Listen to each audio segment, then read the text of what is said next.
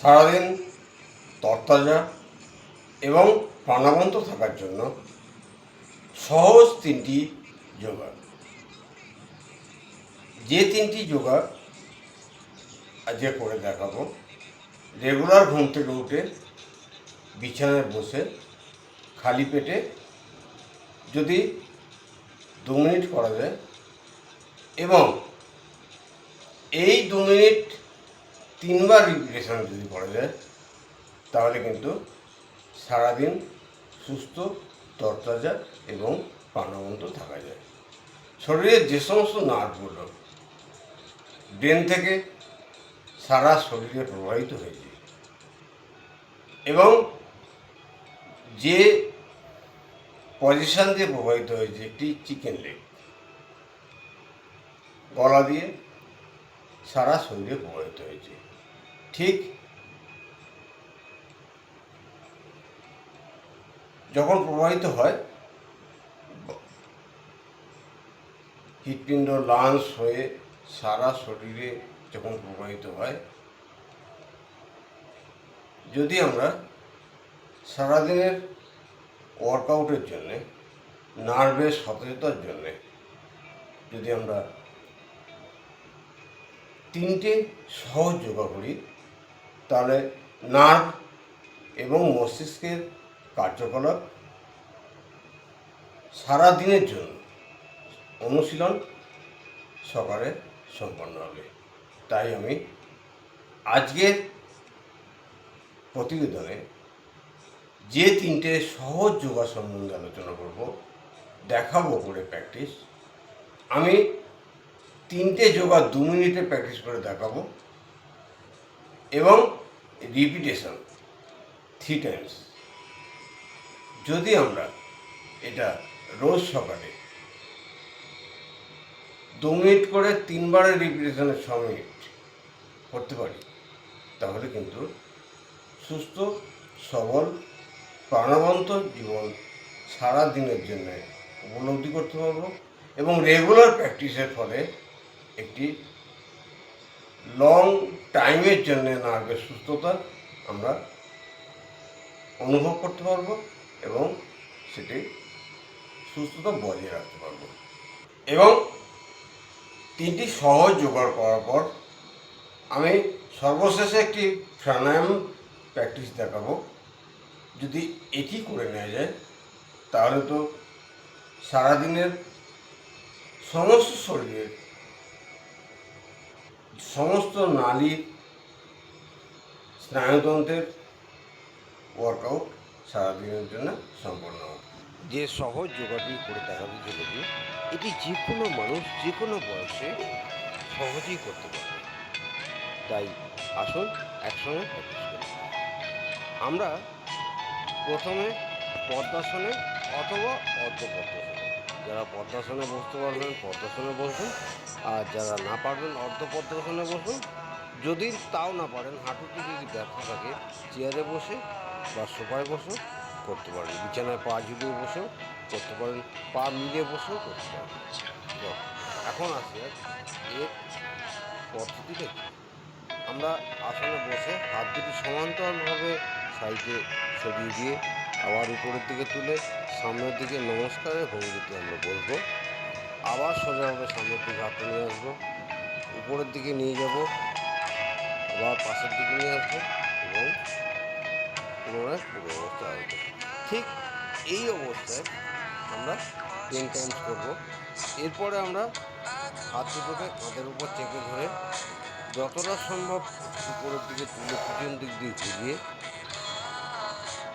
আমরা বাহুর এই যে ক্রিয়াদি সম্পন্ন করব, এই ক্রিয়াদির ফলে আমরা যেটা পাবো সেটা কিন্তু অসাধারণ একটি কাজ আছে। এরপর আমরা হাত দুটিকে মুষ্টিবদ্ধ করে উপরের দিকে ছুঁড়ে দেবো। যখন উপরের দিকে ছুঁড়ে দেবো, হাতটি কিন্তু ছেড়ে দেবো, আবার নিচে আসবো। ঠিক এইভাবে আমরা 10 টাইমস।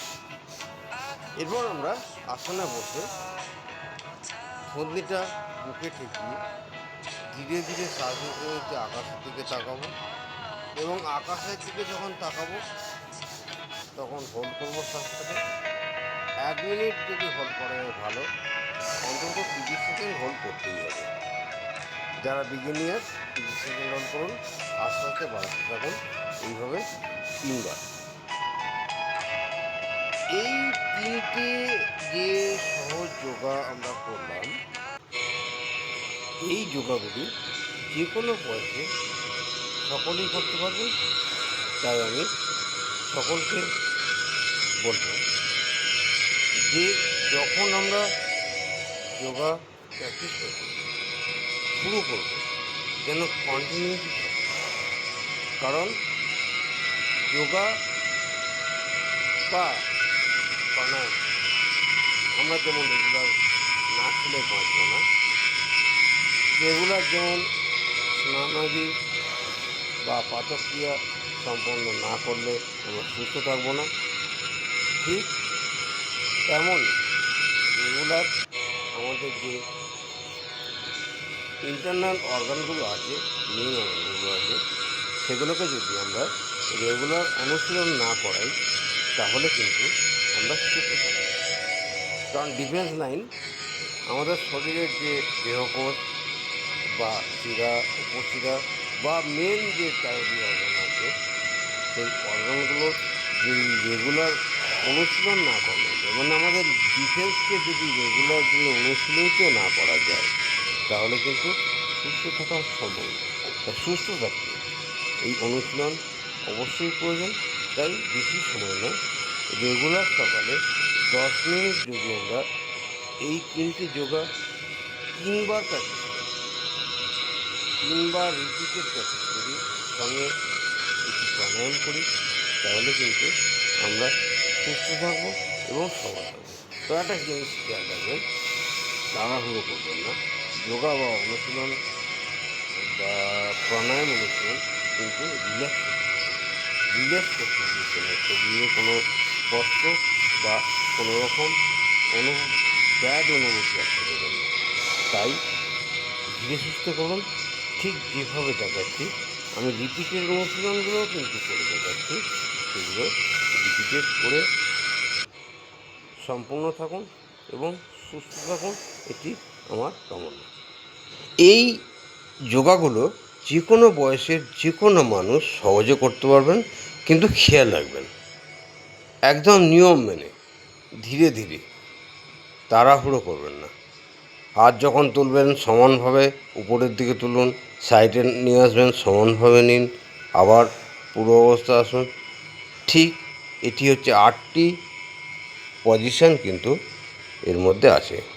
আর এই 8টি পজিশনে আমরা যে কার্যাদি সম্পন্ন করব, টোটাল নার্ভগুলো মাথা থেকে পা পর্যন্ত পুরোপুরি এই প্রক্রিয়াটির মাধ্যমে অনুশীলন সম্পন্ন হবে। এবং সবচেয়ে বড় কথা, হৃৎপিণ্ড এবং লাংসের একটি ব্যাপক সংকোচনের ফলে সারা শরীরে প্রতিটি অঙ্গ প্রত্যঙ্গে রক্তনালী দিয়ে রক্ত প্রবাহ সম্পন্ন হবে এবং প্রতিটি কোষে সম্পন্ন রক্ত পৌঁছাবে এবং নার্ভের সতেজতা বৃদ্ধি পাবে। নার্ভ যদি প্রতিটা মুহূর্তে প্রতিটা এরিয়ায় যদি রক্ত প্রবাহ পায় এবং রক্তের যে সঞ্চালন পদ্ধতি যদি ঠিক থাকে, তাহলে আমরা কিন্তু সর্বদা সুস্থ এবং সতেজ অনুভব করব। যদি দেহকোষ নতুন তৈরি হচ্ছে, মারা যাচ্ছে, আবার তৈরি হচ্ছে, মারা যাচ্ছে, যদি একটু লংজিভিটি করা যায়, দেহকোষকে একদম জন্ম থেকে মৃত্যু পর্যন্ত প্রতিটি কোষকে ধরে রাখা যায় না, কারণ কোষ ডিস্ট্রয় হয়, আবার তৈরি হয়। তাহলে এই তৈরি এবং ডিস্ট্রয়ের যে মিডিল যে সময়টা, এটা যদি একটু বাড়ানো যায় তাহলে কিন্তু তরতাজা এবং সুস্থ থাকা যাবে। এবার আমি একটি প্রাণায়াম দেখাবো, শ্বাস নেওয়া এবং ছাড়া। এই শ্বাস নেওয়া এবং ছাড়ার মাধ্যমেই যে কার্যাদি সম্পন্ন হয় একেই প্রাণায়াম বলা হয়। এর ফলে আমরা সুস্থ সবল এবং স্বাভাবিক থাকব। আজকের প্রতিবেদন যদি ভালো লাগে একটি লাইক দেবেন এবং সবচেয়ে বড় কথা এটি প্রচুর বন্ধুদের মধ্যে শেয়ার করুন।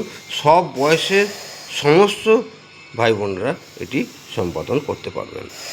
তাই সমস্ত ভাই বোনদের অনুরোধ করব, যারা এখনও পর্যন্ত ফ্যামিলি কেয়ার ছাদ বাগান এবং প্রাণায়াম চ্যানেলটি সাবস্ক্রাইব করেননি, অবশ্যই সাবস্ক্রাইব করুন। এই চ্যানেলটি সাবস্ক্রাইব করলে প্রাণায়াম করে যেমন সুস্থ থাকার পদ্ধতি জানতে পারবেন, ঠিক একইভাবে খেয়ে বেঁচে থাকার জন্য অর্গানিক সবজি উৎপাদনের সমস্ত থিওরি কিন্তু এই চ্যানেলে আছে, যেটি থেকে সমস্তভাবে আমরা উপকৃত হতে পারবো। তাই সকলকে বলবো যে এই তিনটি যোগা এবং এই শ্বাস নেওয়া এবং ছাড়ার প্রাণায়ামটি অবশ্যই রেগুলার সকালে ঘুম থেকে উঠে 10 মিনিটের জন্যে সময় দিন। তাহলে সারাদিন সুস্থ সবল এবং স্থিরতা আসবে এবং মস্তিষ্কে স্থিরতা, ঘুম সমস্ত কিছু আপনার কন্ট্রোল হবে। তাই সকলকে এইটুকু জানিয়ে আজকের প্রতিবেদন এখানেই সমাপ্ত করলাম।